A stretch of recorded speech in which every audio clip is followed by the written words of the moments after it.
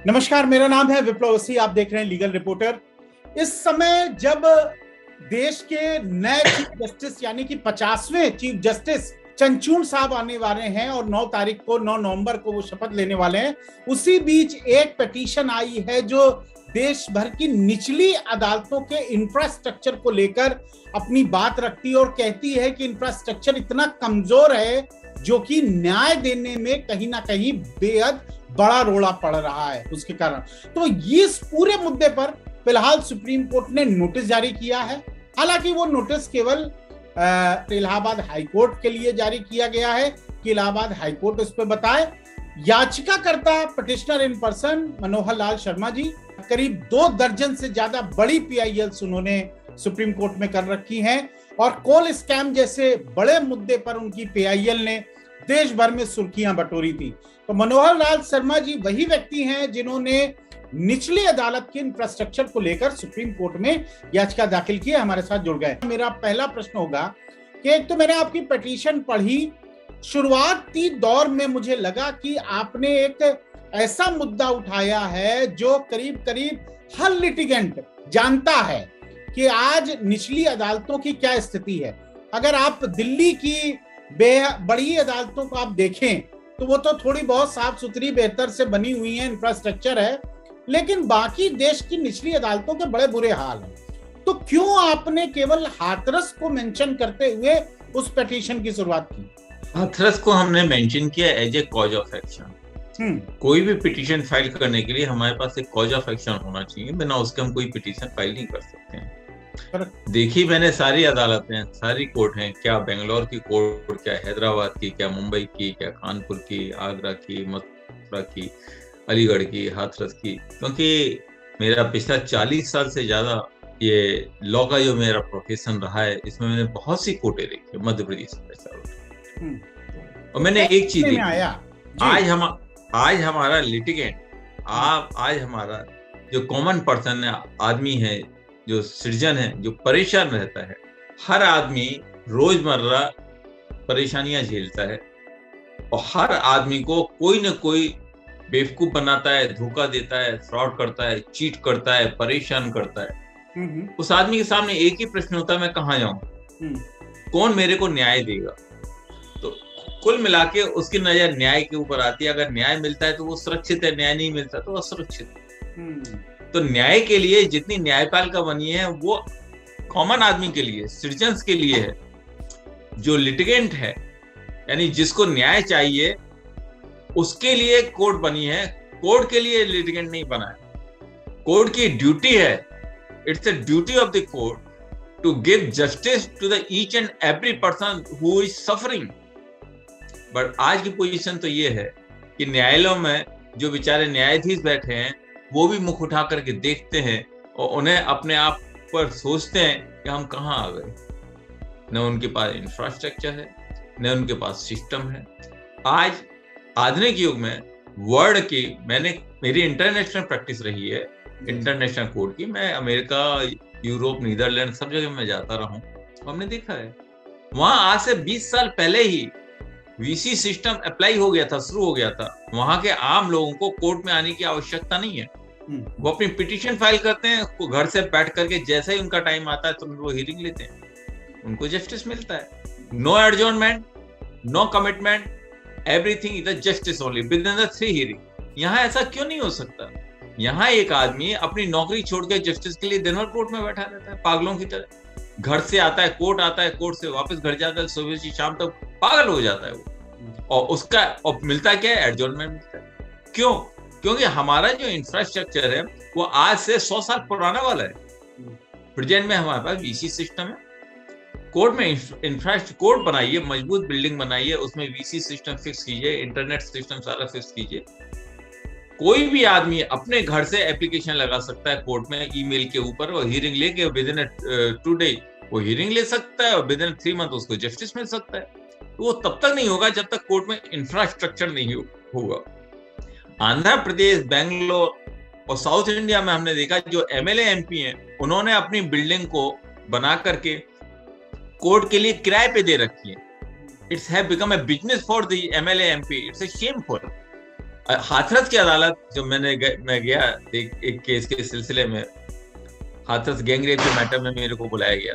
मैं गया और देखने के मैं भौचक्का रह गया। जो एडिशनल डिस्ट्रिक्ट जज था वो एक दड़बे में बैठ करके बेचारा अपने कोर्ट की परफॉर्मिंग कर रहा था।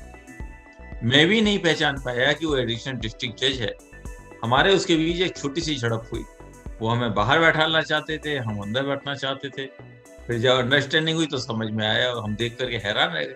वहां कभी घोड़े बनते थे, घोड़ों के अस्तबल में हमारी कोर्टें चल रही हैं। इससे ज्यादा घिनौना। लेकिन सवाल ये पैदा होता है कि आपने पिटीशन में भी फरवरी 2022 के हाथरस की कोर्ट का जिक्र किया, मैंने पढ़ा भी।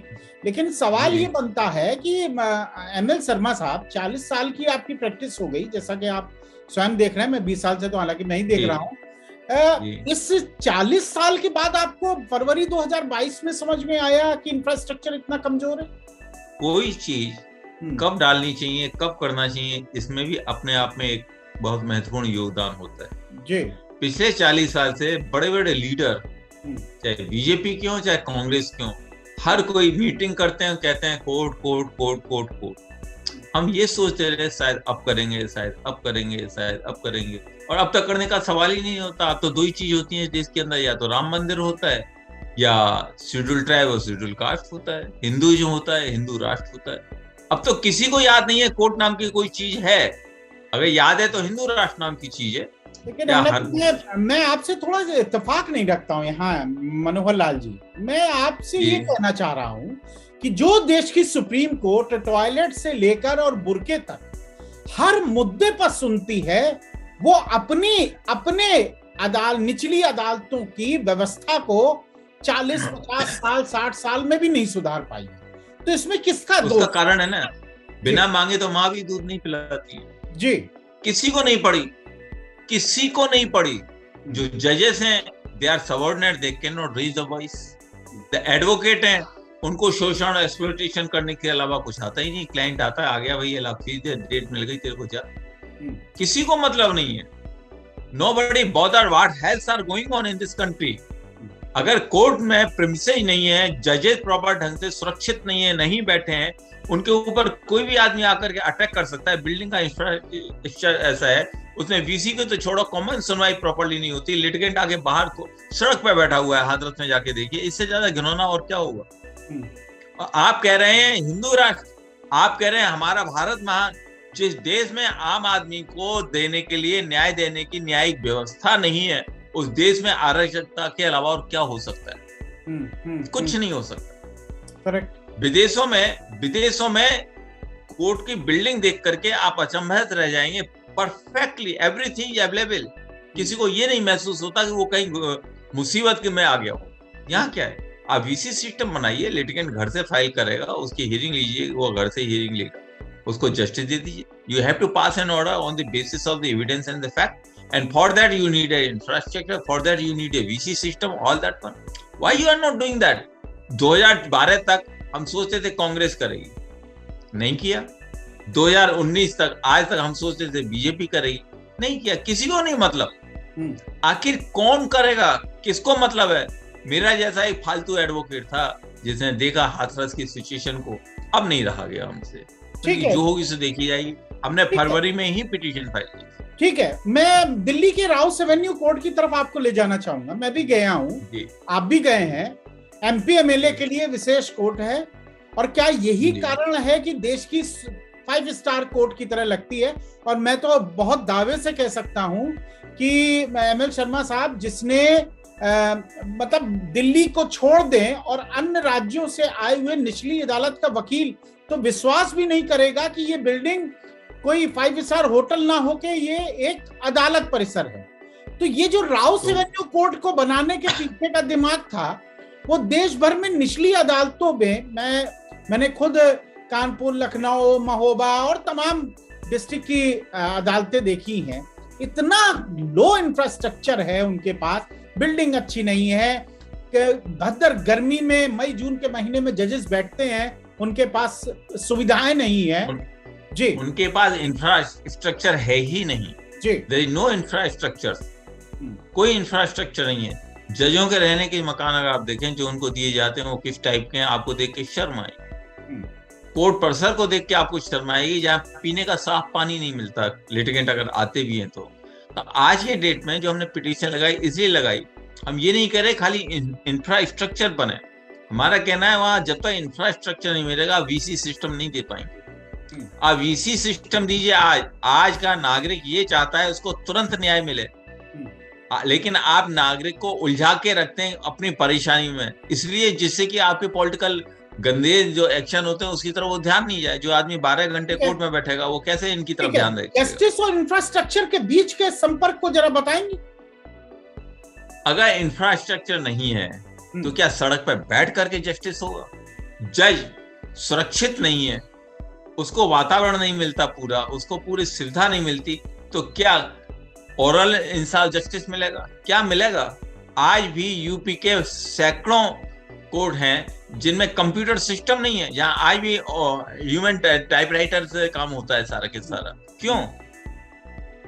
एमएलए एमपी के पीओ के घर, पीए जो हैं उनके घरों तक में कंप्यूटर से सब कुछ है। अगर इन्हीं एमएलए एमपीओ को यूपी के कोर्टों पर ले जाके खड़ा कर दिया जाए सुबह से शाम तक, तो ये तो इनकी हालत खराब हो जाएगी। तो ये जो फैसिलिटी है एमएलए एमपी के लिए बनाई गई, पब्लिक के लिए नहीं है। I am looking for the public, आम आदमी के लिए, कॉमन आदमी के लिए जस्टिस मिलना चाहिए। अगर आप जस्टिस नहीं दे सकते हैं तो फिर आपको इसको बंद कर देना चाहिए। अगर आप जस्टिस नहीं देंगे, अगर आप सिस्टम नहीं देंगे, तो 99 नहीं 100% कॉमन आदमी अंडरवर्ल्ड की तरफ जाएगा, वहां उसको जस्टिस मिलेगा तुरंत। Who are you? आप बैठे रहिए अपने घर में, हु बॉदर फॉर यू? नहीं, आपकी इस पिटीशन को जस्टिस डीवाई चंद्रचूड़ साहब ने सुना, उनकी बेंच थी और उन्होंने नोटिस किया। हालांकि मुझे ये बात बताइए कि आपने तो सभी राज्यों और सरकारों को, ये तो केवल हाथरस की बात नहीं है, आपने तो सभी को पार्टी बनाया था, तो सुप्रीम कोर्ट ने केवल इलाहाबाद से ही क्यों जवाब मांगा रजिस्ट्रार जनरल से 3 हफ्ते के अंदर? उन्होंने ऑर्डर में एक वर्ड कहा, at this stage. At this stage, I am calling Allahabad High Court. They will call all one by one. They will call each and every one. We have a big hope with the coming Chief Justice, and that is the only hope for us. Infrastructure का issue हुआ है, Allahabad high court को notice किया है, 3 हफ्ते में जवाब देंगे और हमें विश्वास है with in the 6 month Hathras की कोर्ट तैयार हो जाएगी। यहाँ एक सिस्टम दे देंगे, फिर वही सिस्टम ऑल ओवर इंडिया देंगे। हमने अपनी पिटीशन में बकायदा नक्शा दिया है, हमने रूम बताए कितने साइज के रूम होने चाहिए, क्या क्या फैसिलिटी होनी चाहिए, सब चीज दी है। खाली पिटीशन नहीं है हमारी, we have given the solution. 40-40, 50-50 साल तो ये इंफ्रास्ट्रक्चर बना नहीं पाए, ये एकदम सुप्रीम कोर्ट कौन सा जादू कर देगा शर्मा साहब की ये एकदम राज्य सरकारें सब इंफ्रास्ट्रक्चर बनाने लगेंगी? जिस तरह से इंदिरा गांधी ने 24 घंटे के अंदर रेलवे की हड़ताल खत्म कर दी थी, इस देश में जो अराजकता फैल रही थी उसको खत्म कर दिया था, गुंडागर्दी खत्म कर दी विद इन 24 आवर, इससे ज्यादा टाइम नहीं लगा था, सारी गुंडागर्दी खत्म हो गई थी। बड़े बड़े लोगों के जो बड़े गोदाम थे अन्न के, राशन के, सब खुल के सड़क पे आ गए थे। जो चीनी 20 रुपए किलो बिक रही थी तुरंत गिर करके 3 रुपए किलो आ गई। जो इंदिरा गांधी ने किया था एक लेडी ने, क्यों? उसके अंदर मनोबल था, वो किसी से नहीं डरती थी, उसने जो किया वो आज तक कोई नहीं कर सका। हमें विश्वास है चंद्रचूड़ साहब, इनकमिंग चीफ जस्टिस, उन्होंने शुरुआत की, he can do that. This responsibility upon the state. I am not talking about the leader are busy in their personal enjoyment. They will never do. They will say, they always say, they will never do. Whoever is he, they never do. Yeah, they are ready to take the credit of the other one. If someone will do, he will take the credit. Yes, हमने किया, हमने करवाया, हमारा भी नाम होना चाहिए। लेकिन incoming chief justice, not from today, but since he entered into the Supreme Court, I appeared before him several times, and I know their approach. They are not worried with anybody. They are within the law. I am sure after Allahabad High Court notice, the matter will come in the month of November. He will take cognizance again and will call each and every chief secretary of each state who is responsible for this. This matter does not belong to the chief minister. I don't want to put it before the political ground. The politician will do that. No. Constitution is confined with the chief secretary of each state and cabinet secretary of this government of India. I am asking, let each and every chief secretary of each and every state come before the court, give the detail of the all court belong to their state, their condition, and start construction and complete it within the 6 months.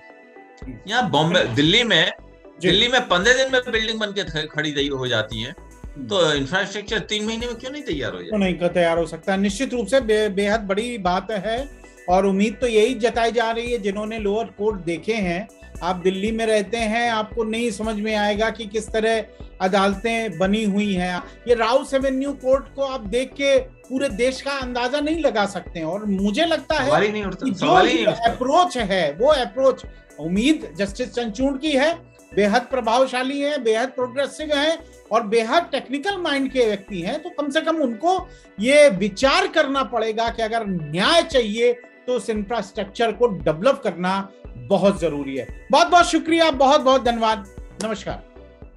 Legal reporter के सभी video को देखने के लिए legal reporter को subscribe करके bell icon button जरूर दबाएं।